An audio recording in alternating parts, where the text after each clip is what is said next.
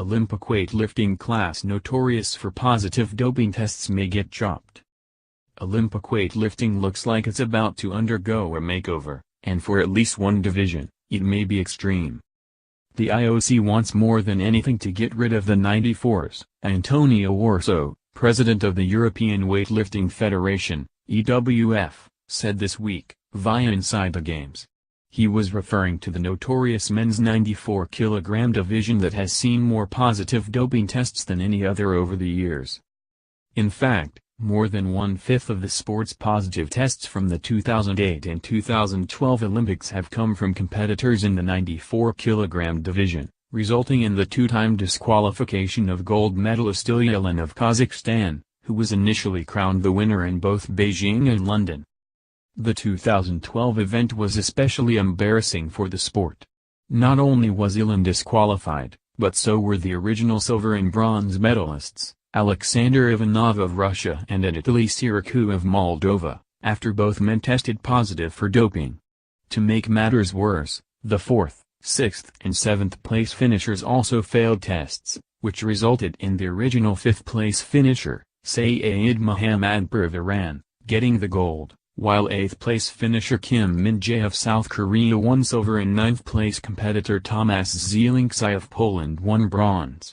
Incidentally, Zielinski was later banned from competing at the 2016 Olympics in Rio de Janeiro because of doping. Female college wrestler fights to compete against men after sitting out 2 seasons. Nixing the 94 kg division isn't as simple as it appears, however. Simply omitting it from the program would leave a gaping hole between weight classes, which means the Olympics might have to adjust all the classes to make things more even. We cannot just remove that category and keep the others, as there would be a 20 kg difference between one category and the next, 85 and 105, and that is far too much, Urso said. Tokyo first announced in June that it would cut one event from the men's competition, citing gender equity at the time.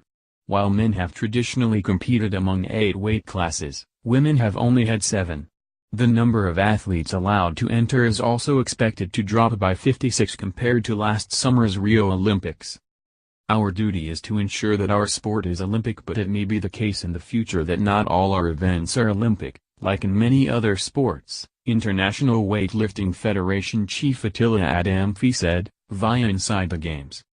Adamfi is one of 5 people who make up the commission that will make a final decision on which events will feature in Tokyo in 2020.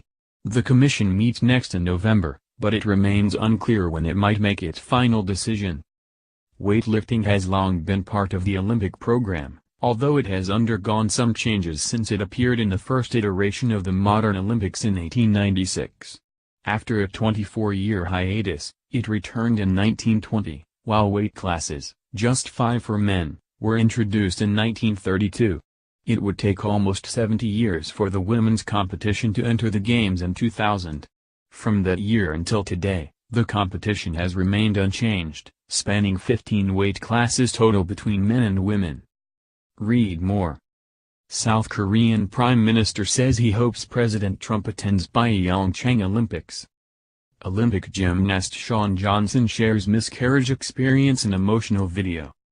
Vladimir Putin accuses certain American bodies of conspiring to keep Russia out of Olympics. Don't hold your breath waiting for a makeover.